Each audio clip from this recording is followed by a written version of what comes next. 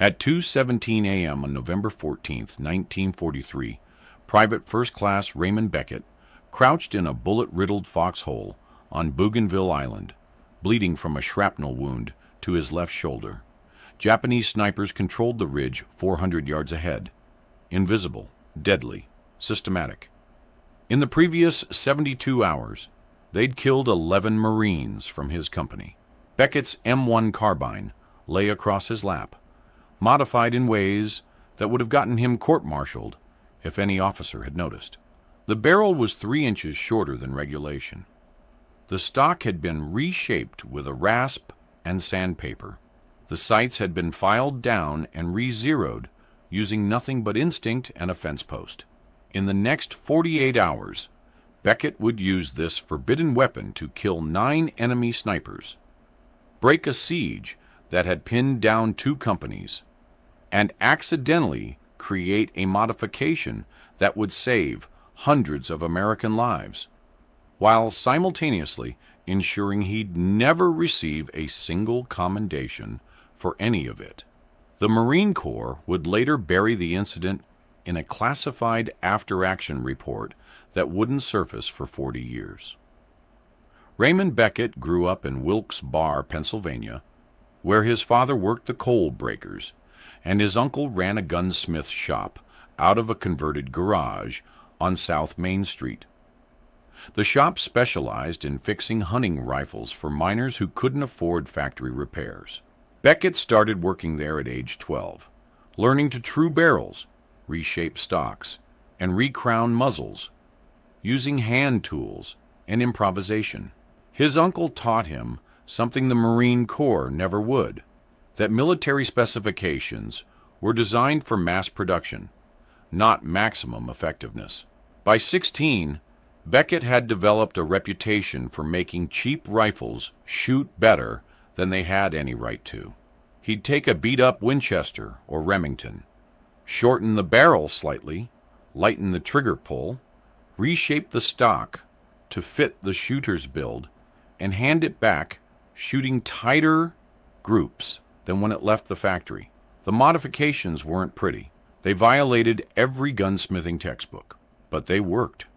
When he enlisted in September 1942, Beckett brought that same skepticism to military equipment. The M1 carbine issued to him at Camp Lejeune felt wrong the moment he picked it up. The stock was too long for quick shouldering. The sights were too high for instinctive shooting.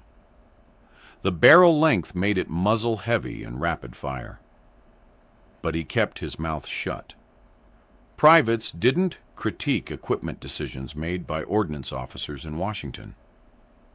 Boot camp revealed something else about Beckett. He was a natural rifleman. His qualifying score of 238 out of 250 put him in the expert category, but it was his speed that caught attention. He could engage multiple targets faster than men who'd been shooting their entire lives.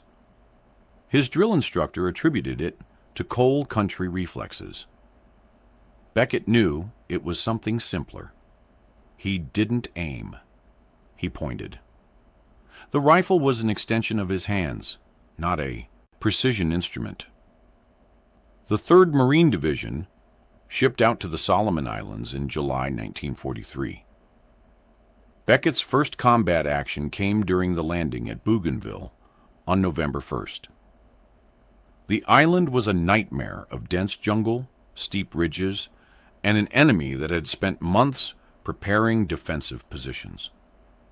Japanese forces controlled the high ground and had positioned snipers in a way that made every clearing a kill zone. The snipers were surgical. They didn't shoot at the first Marine they saw. They waited for officers, radio men, corpsmen. They'd let 10 men pass and shoot the 11th if he was carrying medical supplies. They understood patience in a way that terrified American forces who'd been trained for aggressive movement and fire superiority. On November 4th, Corporal James Whitaker from Tennessee was shot through the throat while running between positions. He died in the mud before anyone could reach him. Beckett had shared a transport ship with Whitaker for 6 weeks. They'd played cards. Whitaker wanted to open a garage when the war ended. On November 6th, Private Leonard Hayes from Oregon took a round through his left eye while trying to spot a sniper's position. The bullet had come from somewhere in a tree line 300 yards away. Nobody saw muzzle flash. Nobody heard the report until after Hayes was already dead. On November 9th, Sergeant Thomas Riggs from Michigan was killed while directing mortar fire. The sniper had waited until Riggs was fully exposed, giving coordinates over the radio before shooting him twice in the chest. Riggs had been Beckett's squad leader. He'd promised to put Beckett in for promotion after the island was secured. By November 12th, the company had lost 11 men to sniper fire. The casualty rate from snipers alone was running at 4% per day, unsustainable for a unit that was already under strength. Marines were refusing to move during daylight. Patrols were being canceled. The advance had stopped. The problem wasn't courage. It was equipment and doctrine. American countersniper doctrine relied on volume of fire, locate the enemy position, saturate it with rifle and machine gun fire, call in mortars or artillery if available. It worked against conventional infantry. It was useless against a skilled sniper who fired once and relocated immediately. The M1 carbine made it worse. It was designed as a defensive weapon for rear echelon troops, light, handy, easy to shoot. But its effective range was listed at 300 yards, and that was optimistic. Beyond 200 yards, the .30 carbine cartridge lost velocity rapidly. The trajectory became unpredictable. Wind drift increased. A sniper at 400 yards might as well have been on another island. Beckett watched Marines die from positions he could see, but couldn't effectively engage. He'd fire his carbine at suspected sniper positions and watch his tracers fall short or drift wide. The weapon wasn't built for this kind of shooting. More precisely, it wasn't built for the kind of shooting Beckett knew how to do.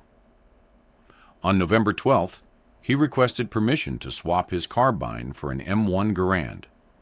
His lieutenant, a college graduate from Connecticut named Porter, denied the request. Porter explained that squad automatic riflemen and riflemen carried Garands.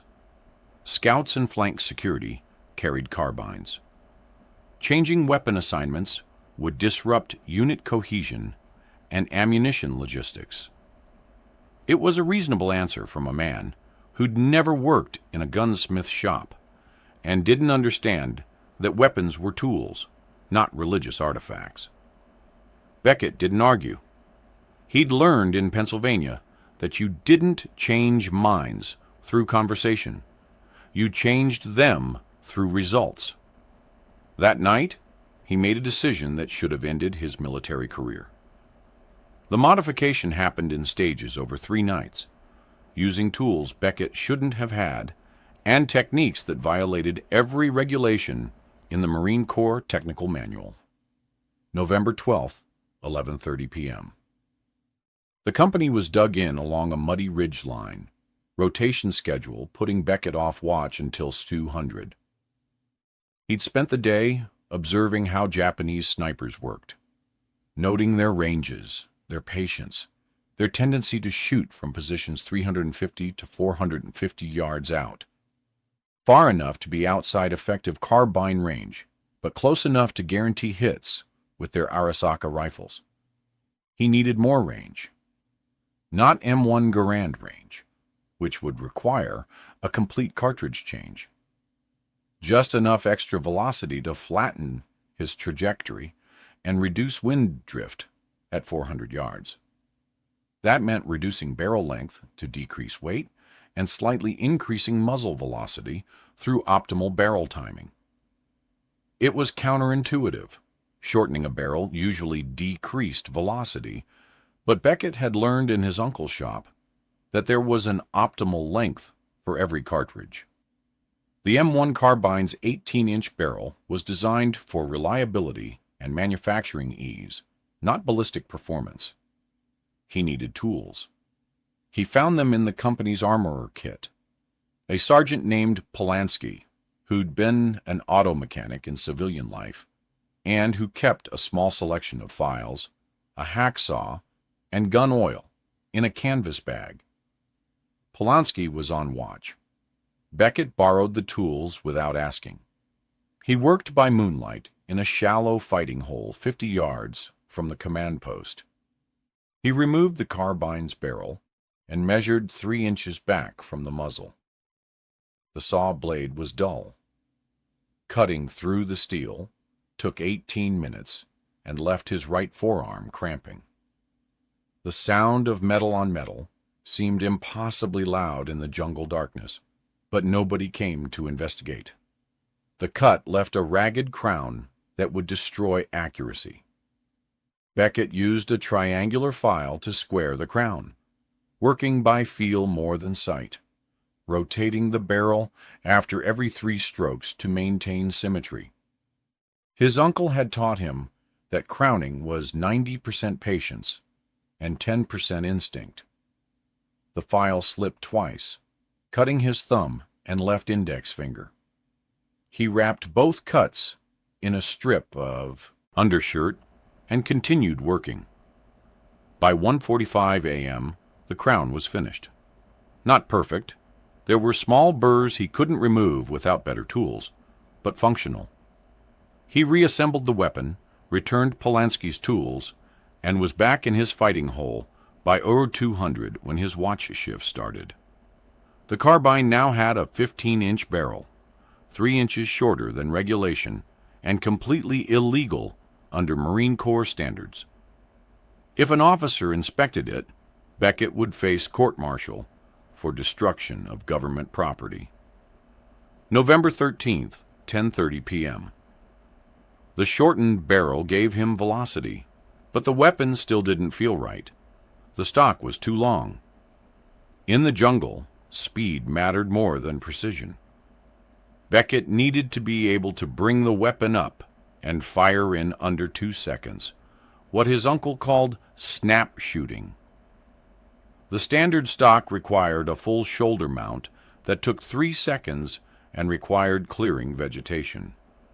He borrowed Polanski's tools again. This time, he removed the wooden stock and used a rasp to remove 1 inch of length from the butt, then rounded the edges to eliminate the sharp military corners. The reshaping took 3 hours. Wood shavings accumulated around his boots. He buried them in the mud when he was finished. The new stock was ugly, rough, unfinished, clearly modified. But when Beckett shouldered the weapon, it came up naturally, the way his uncle's custom rifles had. He could mount it and acquire a sight picture in 1.5 seconds. In dense jungle, that difference would matter. November 14th, 9:15 p.m. The final modification addressed the sights. The carbine's front sight was designed for shooting at center mass targets at 100 yards. Beckett needed to shoot at partially concealed targets at 400 yards. The standard sight picture was useless. He used a small file to reduce the front sight height by approximately 3 millimeters, then adjusted the rear aperture by bending the sight leaf slightly. There was no way to test the zero. Firing a weapon at night would bring down every officer in the company. He'd have to trust his instinct and adjust during actual shooting. By 11:30 p.m., the modification was complete. The weapon in his hands looked wrong. Barrel too short, stock too small, sights obviously altered. It was a court-martial waiting to happen. But it felt perfect. Light, fast, balanced for instinctive shooting. Beckett hadn't asked permission, hadn't submitted a modification request through proper channels, hadn't consulted with armorers or ordnance officers. He'd identified a problem, determined a solution, and acted. In Pennsylvania, that approach had earned him a reputation as a craftsman. In the Marine Corps, it would earn him time in the brig. He wrapped the modified carbine in a poncho and placed it carefully in his fighting hole. Then he settled in to wait for morning and whatever consequences would follow. His shoulder wound was still seeping blood through the bandage. He changed the dressing, said nothing to the corpsman, and tried to sleep. November 15th, 6:20 a.m. The Japanese attack came at dawn, not with a banzai charge, but with something worse: systematic sniper fire coordinated to pin down 2 companies and prevent any movement toward the Japanese defensive line on the ridge. Beckett's platoon was dug in along a muddy trail that ran parallel to the ridge. The terrain offered no concealment. Any Marine who moved became visible to snipers positioned in the tree line 400 yards upslope. The first shot came at 6:23 a.m., killing a radio man who'd stood to adjust his antenna. The second shot came 4 minutes later, hitting a lieutenant who'd tried to move between fighting holes. By 7 a.m., 3 Marines were dead, and movement had stopped completely. The company was effectively frozen, unable to advance, unable to retreat, taking casualties while accomplishing nothing. Artillery couldn't help. The Japanese positions were too close to American lines. Air support couldn't help. The jungle canopy was too dense. Counter-battery fire was useless because nobody could locate the snipers before they relocated. Beckett watched the 3rd Marine die, a private from Iowa named Sullivan, who'd been hit while trying to reach a wounded man. Sullivan screamed for 4 minutes before going quiet. Nobody could reach him without drawing fire. That was the trigger moment. Beckett unwrapped his modified carbine, checked the chamber, and loaded a fresh 15-round magazine. His platoon sergeant, a career Marine named Grantham, saw the weapon and immediately understood what Beckett had done. "That barrel's been cut," Grantham said. "Not a question." "Yes, Sergeant." "You'll be court-martialed." "Yes, Sergeant." Grantham studied the weapon for 5 seconds. Then he looked at Sullivan's body, visible 30 yards away, in a position nobody could reach without dying. "You see where that shot came from?" "Yes, Sergeant." 400 yards, 11 o'clock. Triple trunk tree." "You can hit that with a carbine?" "Don't know, Sergeant. But I can't hit it with a regulation weapon." Grantham nodded once. "Then you better make it count, because if you miss, I'm putting you in the brig myself." Beckett moved to the edge of his fighting hole, where he had a narrow angle toward the ridge. The tree line was a solid wall of green with no obvious target. But Beckett had watched the Japanese snipers work for 2 weeks. He understood their patterns. They shot from positions that offered concealment and multiple exit routes. They preferred locations 10 to 15 feet above ground level, where they could see over lower vegetation. And they didn't move immediately after shooting. They waited 3 to 5 minutes, watching to see if Americans would return fire at the wrong location. Sullivan had been shot 6 minutes ago. The sniper was still there. Beckett identified 3 likely positions based on elevation and sight lines. The triple trunk tree offered all 3 criteria: height, concealment, exit routes. He focused on a shadowed area 12 feet up where 3 trunks merged into a single mass. No visible target, just geometry and instinct. He settled the modified carbine against his shoulder. The shortened stock felt natural.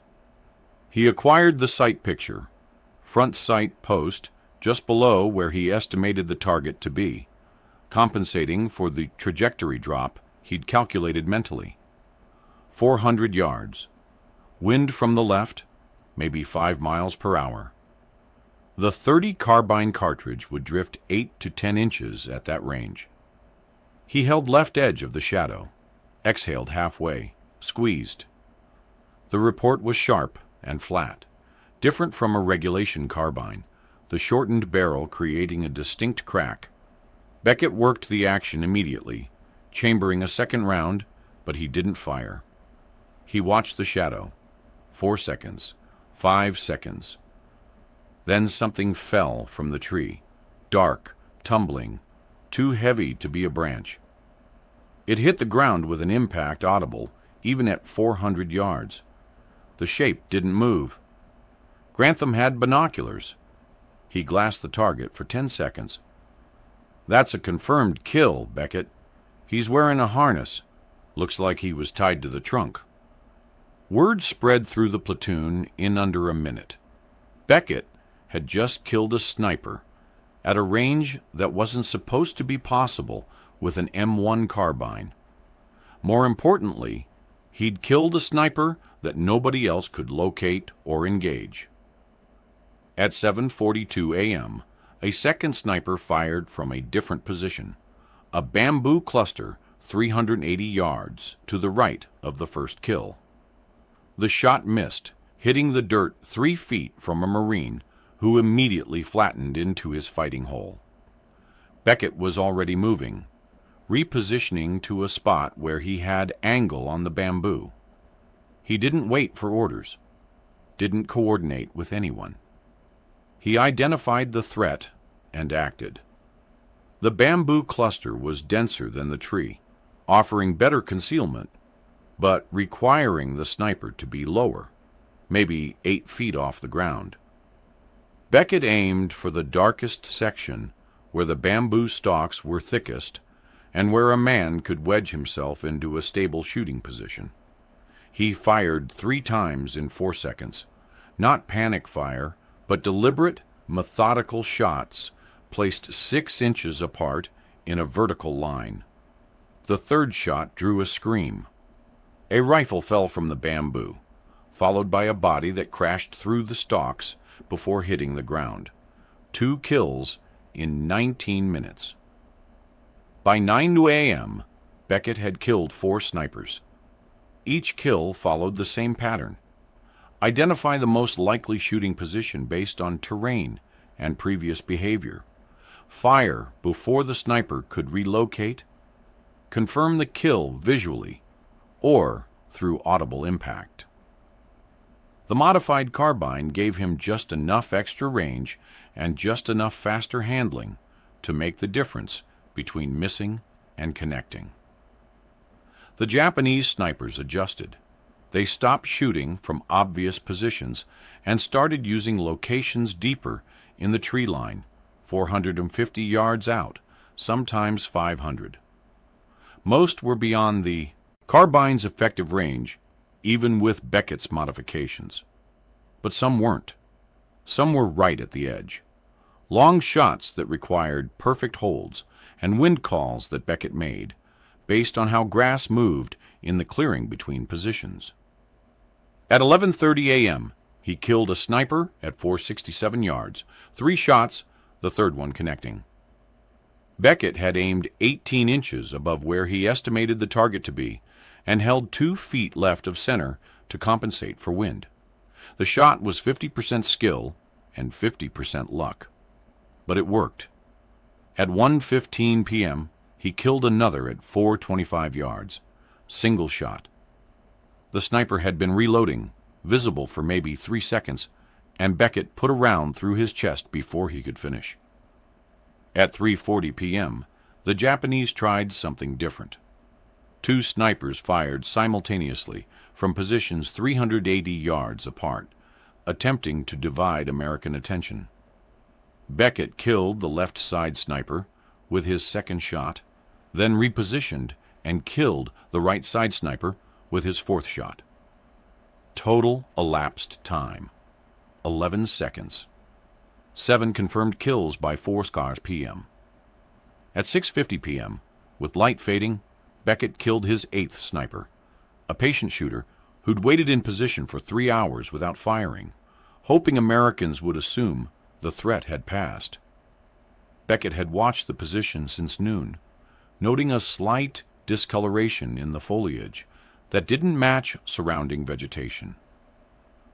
When the sniper finally shifted position at dusk, Beckett put 2 rounds into the shadows. Something fell. The 9th kill came at 8:23 p.m., full darkness, during a Japanese infiltration attempt.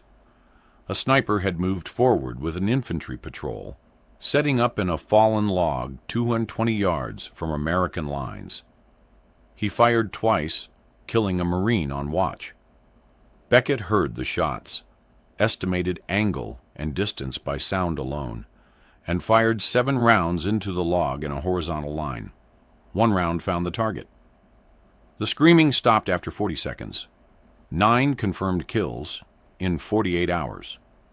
All at ranges between 220 and 467 yards. All with a weapon that officially couldn't engage targets beyond 300 yards. All with a modification that made Beckett subject to court-martial for destruction of government property. By November 17th, the siege was broken. Japanese snipers had withdrawn to secondary positions further up the ridge, unwilling to operate within range of whatever the Americans were using. The casualty rate from sniper fire dropped from 4% per day to less than 1%. 2 companies that had been pinned down for 6 days resumed their advance. Nobody filed an after-action report mentioning Beckett's name. The aftermath began not with recognition, but with suspicion. November 18th, 9:30 a.m. Captain Hendricks, company commander, West Point graduate, career officer, ordered Beckett to report to the command post. Hendricks had heard rumors about the modified weapon. He wanted to see it. Beckett presented the carbine for inspection. Hendricks examined it for 2 full minutes, without speaking, noting the shortened barrel, the reshaped stock, the filed sights. His expression revealed nothing. "You did this yourself?" "Yes, sir." "You're aware this violates Marine Corps regulations regarding modification of issued equipment?" "Yes, sir." "You're aware the penalty could include court-martial, reduction in rank, and dishonorable discharge?" "Yes, sir." Hendricks set the carbine on his field desk. He looked at Beckett with the expression of a man solving an equation he didn't like. 9 confirmed kills in 2 days. All at ranges that shouldn't be possible with this weapon. I've got 3 sergeants telling me you broke a sniper siege that was costing us men we couldn't afford to lose. He paused. I've also got regulations that say I should put you in the brig for destroying government property. Yes, sir. Here's my problem, Private. If I court-martial you, I lose my best counter-sniper asset. If I don't court-martial you, every private in this division is going to start modifying their weapons without authorization. So I need to make a decision that balances effectiveness against discipline. Hendricks picked up the carbine again, worked the action, shouldered it, as if testing the balance. This feels different. Faster. Yes, sir. That was the intent. How many rounds have you put through it since modification? Approximately 140 rounds, sir. Any malfunctions? None, sir.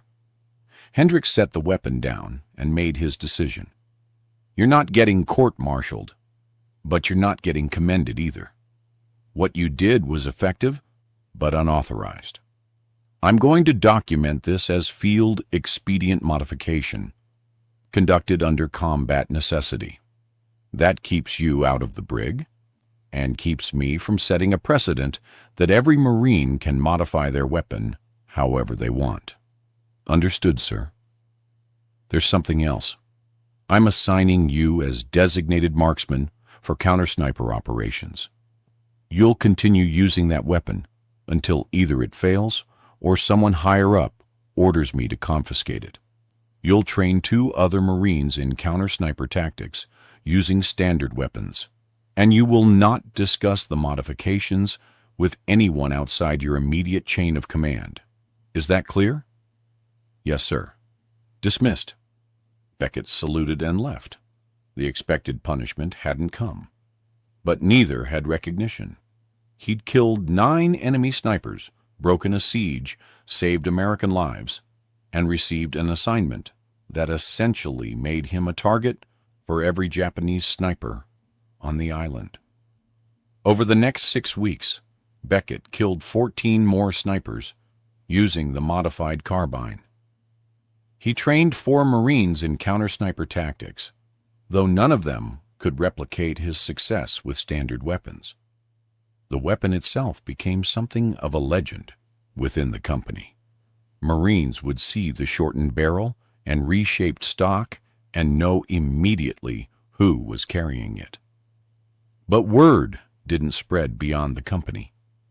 Captain Hendricks had meant what he said. About documentation, there was no official record of the modifications, no mention in after-action reports, no recommendations for commendation. Beckett remained a private first class with an unauthorized weapon that technically didn't exist in any supply document. The silence extended to the Japanese. Intelligence intercepts from December 1943 noted increased enemy caution in sectors where the 3rd Marine Division was operating. But there was no indication Japanese forces understood what had changed. They knew Americans were killing snipers at unexpected ranges. They didn't know how. By January 1944, Beckett's modified carbine had become such a fixture that new replacements assumed it was a special issue weapon.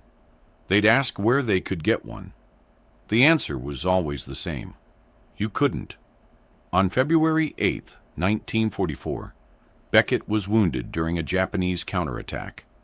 Shrapnel from a grenade that caught him in the right leg and lower back. He was evacuated to a field hospital, then to a rear area facility in New Caledonia. The modified carbine remained with the company, carried briefly by another Marine before being confiscated by a supply officer who recognized it as unauthorized. The weapon disappeared into a logistics depot. No documentation explained where it went or what happened to it. Beckett spent 11 weeks recovering. When he returned to his unit in late April, the weapon was gone. He was issued a standard M1 carbine, regulation barrel, regulation stock, regulation sights. He asked Captain Hendricks what had happened to his modified weapon. Hendricks said he didn't know. Then he said Beckett should probably forget the whole thing ever happened. The court-martial threat resurfaced in May 1944. Not from his own command, but from a visiting inspector general conducting equipment audits. Someone had documented the existence of a modified M1 carbine. No serial number, no assigned Marine, just a note that such a weapon had been observed in field use.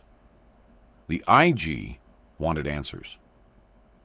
Captain Hendricks provided a carefully worded explanation. The weapon had been field modified by an unnamed Marine during combat operations in November 1943, had been used for approximately 3 months, and had since been confiscated and removed from service. No disciplinary action had been taken because the modification had occurred under combat necessity and had proven tactically effective. The IG wasn't satisfied. He wanted to know who had modified the weapon. Hendricks said the Marine had been wounded and evacuated, and that attempting to pursue disciplinary action 4 months after the fact would accomplish nothing except damaging morale. The IG filed a report recommending that the Marine Corps issue guidance prohibiting unauthorized modification of weapons in combat zones. The report noted that while the specific case in question had produced positive tactical results, permitting such modifications would create logistical chaos and undermine standardization. The report was filed on June 3, 1944. D-Day occurred 3 days later. Nobody in Marine Corps headquarters had time to worry about a modified carbine that no longer existed. Beckett learned about the IG investigation in late June. Captain Hendricks called him to the command post and explained that there had been questions, that the matter had been resolved without mentioning Beckett's name, and that Beckett should consider himself extremely fortunate that timing and circumstance had prevented formal charges. "You're not going to be court-martialed," Hendricks said, "but you're also not going to receive any recognition for what you did. The official position is that the weapon never existed and the modifications never happened. Do you understand?" "Yes, sir." "Good. Now get back to your squad and don't modify anything else." Beckett returned to his unit. He never discussed the modified carbine again. When other Marines asked about it, and they did occasionally, usually new replacements, who'd heard rumors, he said he didn't know what they were talking about. The weapon itself remained absent from any official documentation. There were no photographs, no technical reports, no engineering analysis. It existed only in the memories of Marines who'd seen it, and in a single paragraph buried in an IG report that nobody read after June 1944. Beckett's war continued. He participated in the Guam operation in July 1944, the Peleliu landing in September, and the Iwo Jima invasion in February 1945. He was promoted to corporal in August 1944, then to sergeant in March 1945. He earned a Purple Heart for his February shrapnel wounds and a Bronze Star for actions on Peleliu that had nothing to do with marksmanship. He never received recognition for the 9 snipers he'd killed in 48 hours. Never received recognition for the siege he'd broken. Never received recognition for proving that an enlisted Marine with the right skills could solve problems that officers and engineers hadn't anticipated. The war ended in August 1945.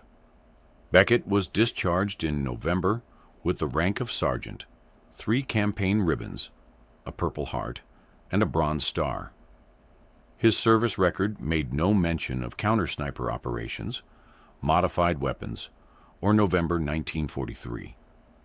Raymond Beckett returned to Wilkes Barre in December 1945. He took a job at his uncle's gunsmith shop, which had survived the war years, servicing rifles for state police and local hunting clubs. He married a woman named Dorothy in June 1946. They had 3 children. Over the next 8 years, he didn't talk about the war. When other veterans gathered at the VFW hall to share stories, Beckett stayed home. When customers asked if he'd seen combat, he said yes and changed the subject. His uncle asked once what Beckett had done in the Pacific. Beckett said he'd carried a rifle and tried not to get shot. The uncle didn't press. In 1953, a Marine Corps historian conducting research on small unit tactics in the Pacific contacted Beckett by mail. The historian had found a reference to unauthorized weapon modifications in Bougainville and wanted to interview Marines who'd served in the 3rd Division during November 1943. Beckett wrote back saying he didn't remember anything about modified weapons and suggested the historian contact someone else. The historian sent 2 more letters. Beckett didn't reply. In 1958, Beckett's uncle died. Beckett took over the gunsmith shop. He specialized in the same work his uncle had done, making cheap rifles shoot better through minor modifications and careful fitting. He never advertised. didn't need to. Word of mouth brought enough customers to support his family. Occasionally, a customer would bring in an M1 carbine and ask if Beckett could improve its accuracy. He'd examine the weapon, note the excessive stock length and high sights, and make small adjustments, nothing dramatic, nothing that would attract attention. The customers always said the rifle shot better afterward. Beckett never explained why. In 1967, a journalist researching stories about unrecognized war heroes contacted Beckett after finding his name in declassified Marine Corps documents. The journalist wanted to write an article about the sniper kills in November 1943. Beckett refused to be interviewed. The journalist persisted, eventually publishing an article that mentioned Beckett's name and described the modified carbine based on second-hand accounts. The article appeared in a small Pennsylvania newspaper. Beckett's children saw it. They asked their father if the story was true. Beckett said the journalist had exaggerated. His children asked how many of the details were accurate. Beckett said he didn't remember clearly. It had been 24 years, and memory wasn't reliable. He never discussed it with them again. In 1981, the Marine Corps published an official history of operations in Bougainville that included a brief mention of field-modified weapons used by unidentified Marines for counter-sniper operations in November 1943. The text noted that such modifications had been discontinued due to standardization concerns, but acknowledged that they had proven tactically effective in specific circumstances. Beckett was 73 years old when the history was published. He bought a copy but never read it. He died on March 18, 1994, at age 76, in a nursing home in Wilkes-Barre. The obituary in the local newspaper mentioned his service in the Pacific, his Purple Heart and Bronze Star, and his 41 years as a gunsmith. It said he was survived by his wife, 3 children, and 7 grandchildren. It did not mention sniper kills, modified weapons, or November 1943.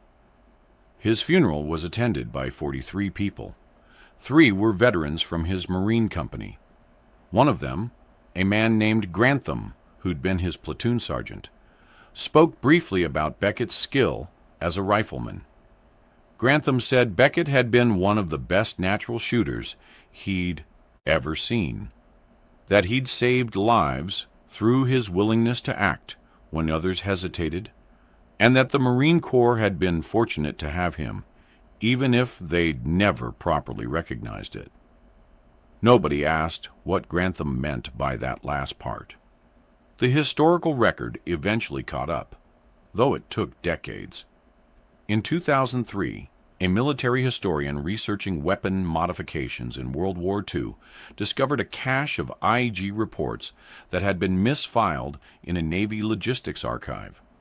One report mentioned the modified M1 carbine used in Bougainville, including enough detail to identify the unit and approximate time frame. Cross-referencing casualty reports and unit rosters led the historian to Raymond Beckett. By then, Beckett had been dead for 9 years. The historian interviewed 3 surviving Marines from his company, including Grantham, who provided first-hand accounts of the November 1943 sniper kills. The historian also located Captain Hendricks's after-action reports, which didn't mention the modified weapon, but did note exceptional counter-sniper effectiveness by designated marksmen during the relevant period.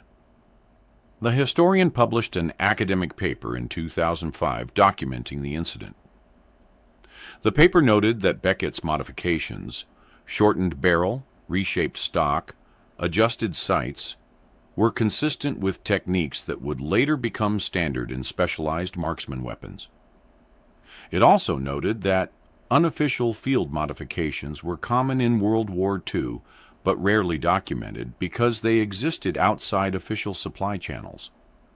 Conservative estimates credited Beckett's work with reducing sniper-related casualties in his company by approximately 60% during November and December 1943. Based on casualty rates before and after his counter-sniper operations, the modifications likely prevented between 8 and 12 American deaths over a 6-week period.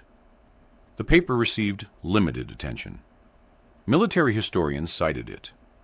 A few firearms enthusiasts discussed it on internet forums. The Marine Corps Historical Division filed a copy in their archives. Nobody recommended Beckett for posthumous recognition because official policy prohibited such recommendations for actions that had technically violated regulations, even if those actions had saved lives.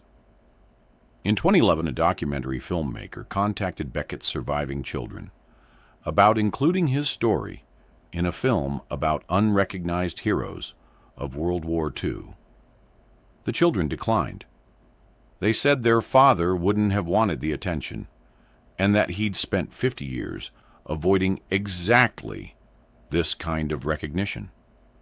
The filmmaker made the documentary without the family's participation, using the historian's research and interviews with surviving Marines. The segment about Beckett lasted 6 minutes. It aired once on a cable history channel at 2 a.m. and was never rebroadcast. Beckett's modified M1 carbine was never recovered. It presumably was destroyed or lost in a logistics depot sometime in 1944. No photographs of the weapon exist. The only documentation is secondhand descriptions from Marines who saw it, and technical analysis based on those descriptions. What remains is this. An enlisted Marine identified a problem that was killing his fellow soldiers, developed a solution using skills he'd learned in civilian life, implemented that solution without authorization or approval, proved its effectiveness through 9 kills in 48 hours, and then watched as the military bureaucracy simultaneously benefited from his innovation and buried all evidence that it had occurred. No commendation, no official recognition, no admission that an unauthorized modification had worked better than standard equipment. Just a quiet notation that field modifications occurred, and a recommendation that such modifications be prohibited in the future. That's how innovation actually happens in war. Not through research committees or engineering studies or controlled testing. Through sergeants and privates who see a problem, understand a solution, and act, knowing they might be punished, but unable to watch more men die while waiting for official approval. Through men like Raymond Beckett, who spent 48 hours killing enemy snipers with a weapon he'd modified in violation of regulations, then spent the rest of his life refusing to discuss it, because he understood that effective soldiers don't need recognition. They need results.